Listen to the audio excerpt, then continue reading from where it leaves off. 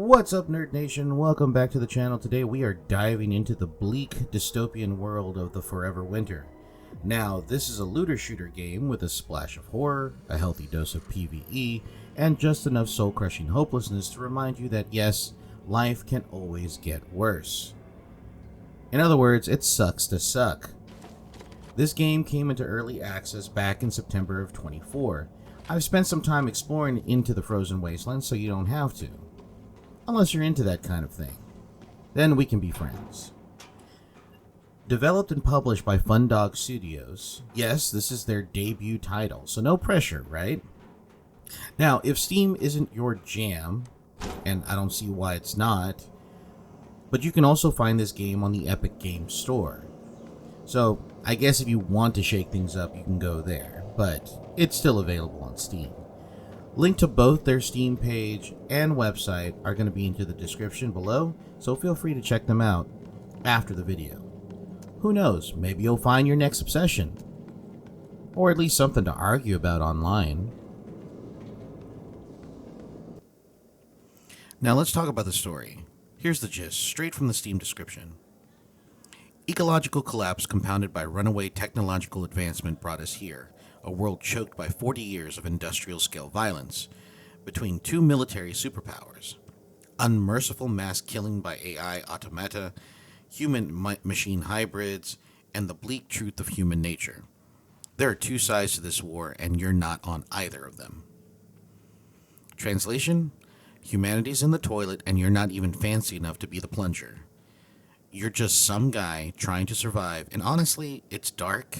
It's metal as fuck. And it's got the we're all doomed vibe that hits just right. Speaking of some guy, here is your character.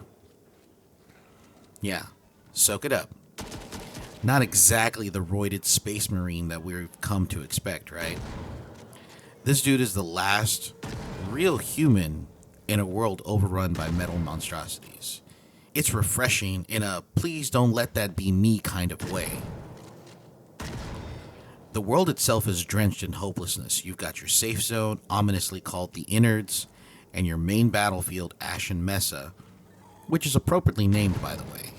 It's a brutal, ever-shifting environment where you scavenge for resources, pray the warring factions don't notice you. Now, the story doesn't offer much detail in the demo, but what we do know is, like I stated before, there's been a war that's been going on for about 40 years between these two industrial superpowers. From what I gathered, one was called Europa and the other one was called Eurasia, or something to that effect. The factions represent unyielding industrial might, locked in a cycle of violence that seems to have no end in sight. It's a bleak backdrop where even the survivors are more scavengers than saviors, which I do kind of like. Environmental storytelling plays a big role here. While the demo keeps things minimal, there are glimpses of the old world scattered throughout Ashen Mesa. We see crumbling infrastructure, we see rusting machinery, and remnants of a time when humanity thrived. There might be hidden lore that's buried within these ruins, waiting for future updates to fully uncover. Okay, so let's break down the gameplay. The loop is pretty simple. We've all seen it before if you're familiar with Tarkov, but if you're not familiar with Escape from Tarkov or any of these other types of extraction shooters, you're going to prepare some gear. I noticed that in the game itself, within your inventory, you have a tactical camera, which is basically a severed head of a cyborg with a computer attached to it, and it lets you identify friends and foes on the battlefield, which is a pretty unique and pretty cool tool. Now, once you're out on the map is constantly changing, thanks to active battles between enemy factions. You know, those factions that we talked about earlier on, that we know nothing about? Well, they're out there, and they're fighting each other. And if they see you, you're toast. So stealth is key. And every move has to be calculated. And I really do mean that.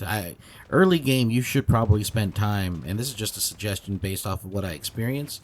Early game, you should probably spend most of your time in stealth mode. Crouching, crawling, trying to avoid combat as much as possible, Because we have to understand that these factions have been fighting each other for 40 years, if not longer. They have the technology, they have the firepower. You're outgunned for the most part. So keep that in mind as you move through the map. Now, like I stated before, these games are very much similar to one another. So what makes this game unique? What makes this game unique is, well, the map resets every single time that you load in. No memorizing enemy positions because they won't always be there, or taking shortcuts. Those shortcuts might not even exist anymore, or they'll be blocked by a patrol that probably wasn't there once or twice before. It is a fresh hellscape every single run. Is this frustrating? It sure is, but I'll tell you what, it's very brilliant, and it makes sense. Much like a real battlefield, where you're not guaranteed that the enemy is going to be in the same position, at least a smart enemy. Especially if there's constant action happening. Now, in terms of questing, these missions that are featured in the demo include objectives like going from point A to point B, without dying, of course, scavenging for a water source, or retrieving water and bringing it back to the base, or delivering said water to another base. While the direct story ties aren't exactly clear, completing these missions earn you reputation points. According to the forums, the reputation might unlock new missions and vendors offering essential goods, but the system isn't explained in the demo itself. Water, intriguingly, is central to the game's economy, hinting at a deeper layer of strategy and resource management in the full release. Progression is tied to a skill tree where you can unlock perks like better healing efficiency, improved aiming stability for heavy rifles, machine guns, etc., or even larger backpacks. After each mission, you gain experience, which can be spent on these skill upgrades. Now, while the progression system feels basic in the demo, it's clear how these skills could make a big difference in long-term play.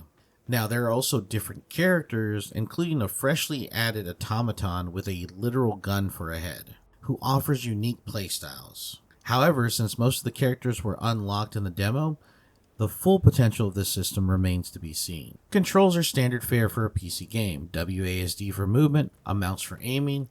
It feels clunky at times though, and while there's partial controller support, I'm sticking to the good old keyboard and mouse.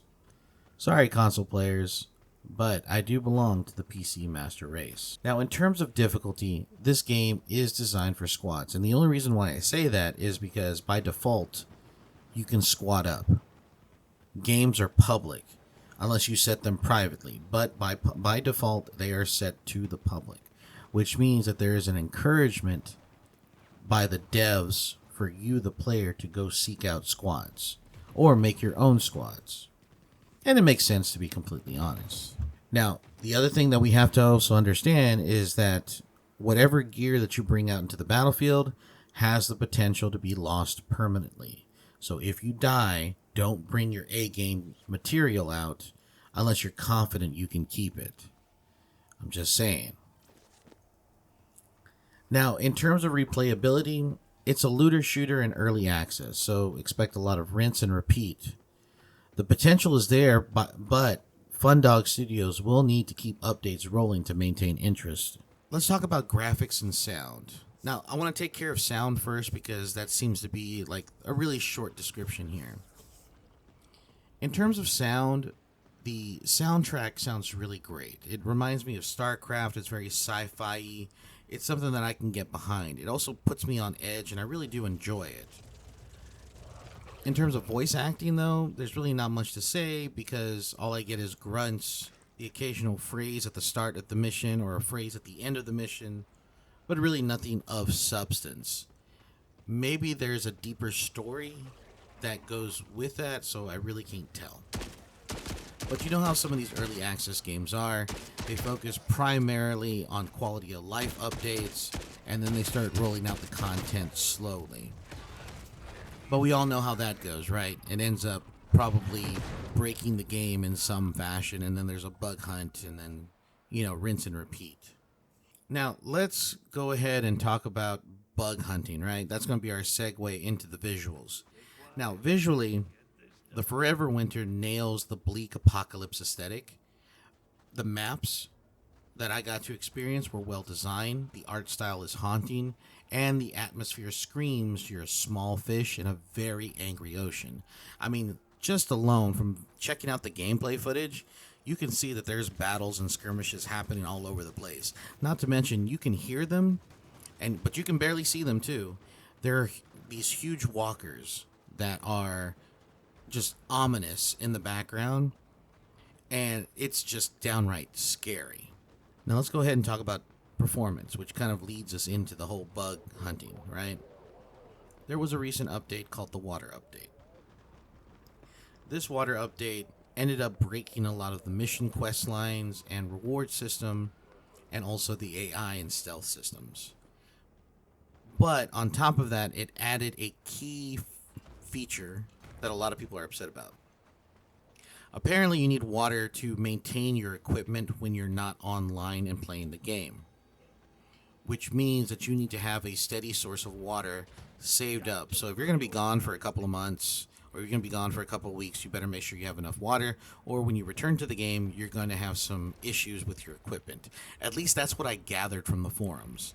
I'm not 100% sure on that. I'm only basing that off of what I saw in the discussions on Steam. On top of that, we do see that stealth and AI for the NPCs has also been kind of wonky, and that's not fun for a lot of individuals. And I think I kind of experienced that in terms of performance, because I know for me, the game felt kind of clunky, and this might have been due to lack of optimization because of the Water Update. So what sets this game apart? For starters, the active battlefield. Watching factions duke it out while you sneak around like a rat is oddly satisfying. The enemy designs are also top-notch. Half robot, half human hybrids are as terrifying as they sound, and aerial drones and mechs are a nightmare to deal with on the battlefield. One divisive feature, though, which I thought is pretty interesting, and I am going to chalk this up to the unique feature, is a lack of PvP. Now, generally, a majority of these looter shooters and extraction shooters feature some form of PvP. As far as I've gathered from trolling the forums and looking in the Discord, there is no cause or no call for PvP, which is I'm personally fine with. And it seems that a lot of people support this idea. Now, there are a few that want to bring PvP into the game, and they find it that it would actually fit the world and its play style. But a lot of people are saying, why? Because then that means you would have to be part of the other factions when we are just trying to survive. And I think that's the whole point of this game, is for you not to be the roided, hulking space marine type of person. You are just trying to get by and trying to make it to the next day. And if that's the case, I mean, that's fine if that's your stick, but there are plenty of PvP shooters out there, and this game's focus on PvE feels refreshing, which I really do like. Now, in terms of pros and cons, let's start with the pros here. This is a fresh take on the looter shooter genre with its hopeless, you're just a guy vibe. Like I said before, there's no need to experience what it is to be like a super soldier or a cyborg or anything like that. They got plenty of those types of games. The best storytelling comes from the ordinary characters, the ordinary individuals within the setting. I like that kind of storytelling, and if that's the direction that they're going, then it's possible in the future I am going to purchase this game. Now, I'm kind of giving away my final verdict, but not entirely.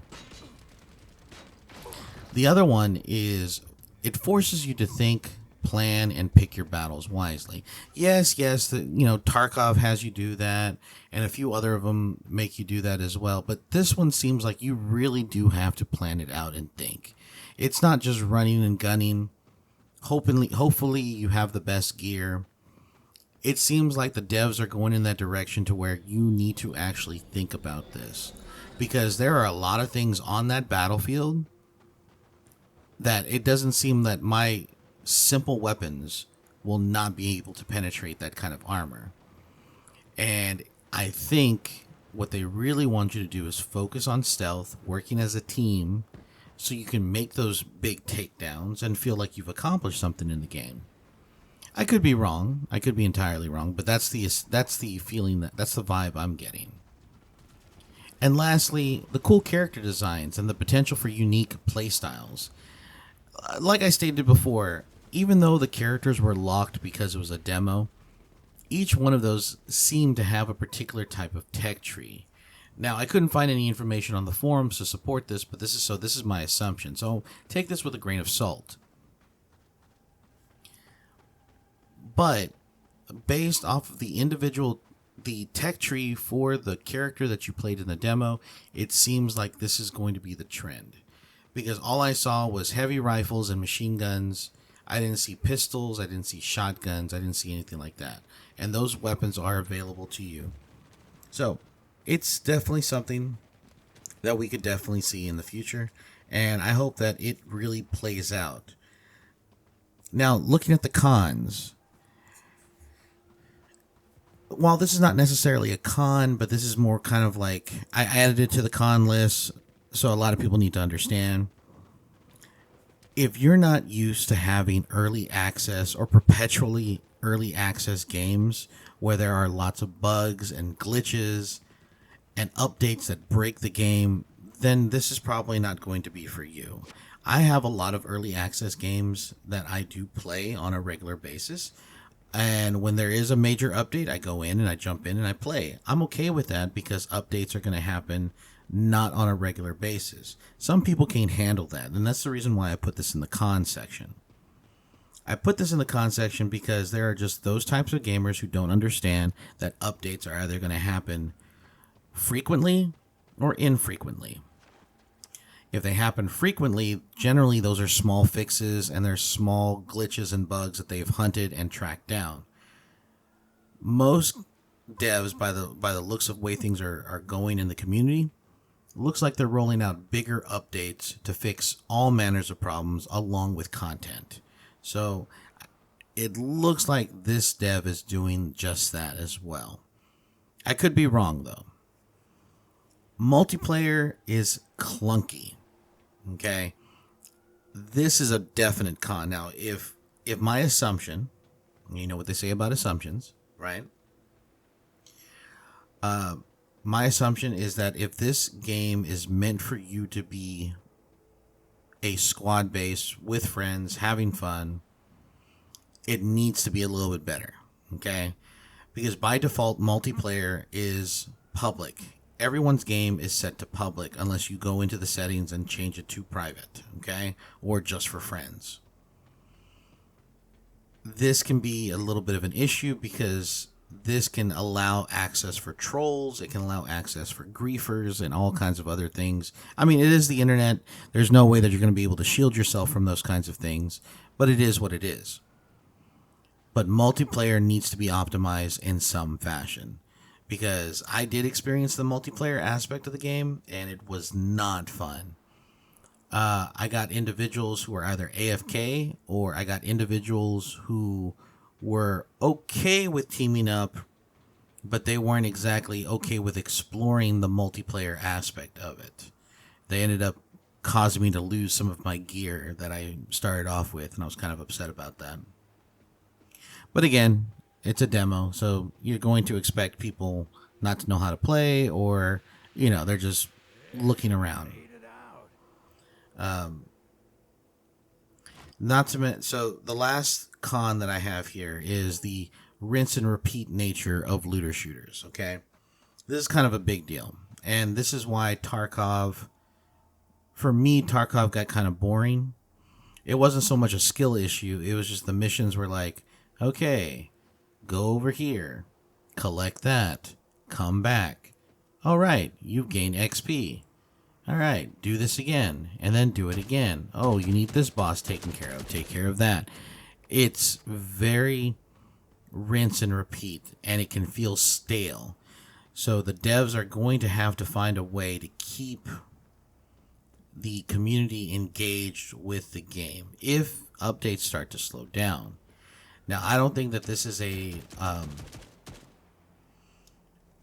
live, I forgot the term of it, but basically it's not going to be a live service game. I don't think it is. At least I don't see anything that points to that direction. But there does need to be some type of idea of long-term play if they want to keep this game, running. Now, I've got a soft spot for apocalyptic games, and the Forever Winter scratches that itch. The idea of being an ordinary Joe surviving against all odds, I love it. But man, this game is brutal. One particular moment that stood out for me was when I am acting like a rat, okay?